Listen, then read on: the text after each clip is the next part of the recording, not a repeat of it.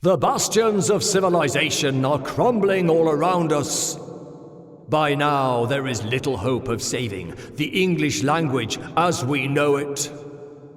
But there is one man who can, maybe, save it from apocalyptic destruction. And he is... Reginald Robinson. Hello, my name is Reginald Robinson, and I am here principally and primarily to rant and rave, rail and rebel against the latest tragic trends in the language used in British broadcasting, particularly on BBC Radio 4. Now, before we proceed with today's execrable expression, ramp up, I would like to bring your attention to my personal appearance, which I do realise I have not ironed my shirt, for example. I am perfectly aware of that. And my wife, Priscilla, was most keen to point that out. Also, yes, I have pens in my pocket. Now, these things can indicate the fact that I am somebody who dwells in academia. Possibly I was even thinking that I could reinforce this image by spilling egg down my shirt, so that or egg, so that the intellectual, the university professor, they are perceived as being people who rather do not look after themselves particularly well because they live in a world of more abstract realities.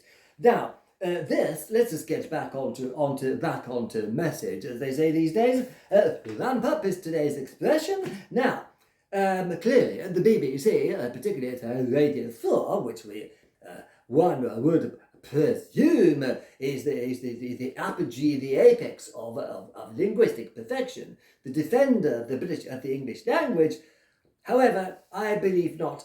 This thesaurus, which is a sort of more like a relic from the past, has clearly been banned at the BBC. This has been consigned to landfill, rather like dictionaries now. Now, today's expression, rump up, is used excessively and at every opportunity, like the word robust, by the BBC. Not only by the BBC, because what happens is when the British population hear a new expression, they immediately adopt its use without thinking.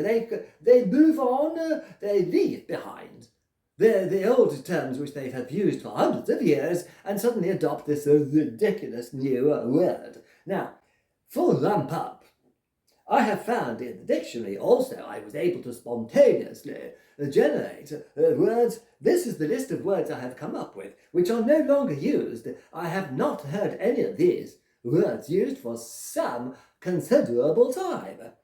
Escalate, reinforce, strengthen, intensify, redouble, increase, fortify, enlarge, augment, bolster, expand, heighten, improve, boost, and toughen. The list probably goes on, but my piece of paper was not large enough. Now, I have heard recently government ministers and of course BBC reporters who all absolutely have to toe the line is the BBC, otherwise they will probably be relieved of their positions. Oh yes, I've heard about ramping up efforts, ramping up sanctions, ramping up measures. We have to ramp up the opposition, ramp up pressure, ramp up awareness, ramp up strike action has been ramped up. We are ramping up vaccinations and police activity has been ramped up. Of course, ramping up police activity could not, of course, be intensified or reinforced or escalated or augmented or bolstered or boosted. No, it has to be ramped up. Now, my wife, Priscilla, who I mentioned before, she's somewhere around. I don't know, she may have come back from one of her errands. She doesn't believe that I am preparing my material for broadcast. I will try and imitate the way that she speaks. She speaks rather like this. I'll see if I can do it. Reginald? Reginald, what are you doing in that room? You've locked the door. What are you doing in there? I think you're watching your internet computer. Naked hussies cavorting in pornographic films. Blunt, stop it at once.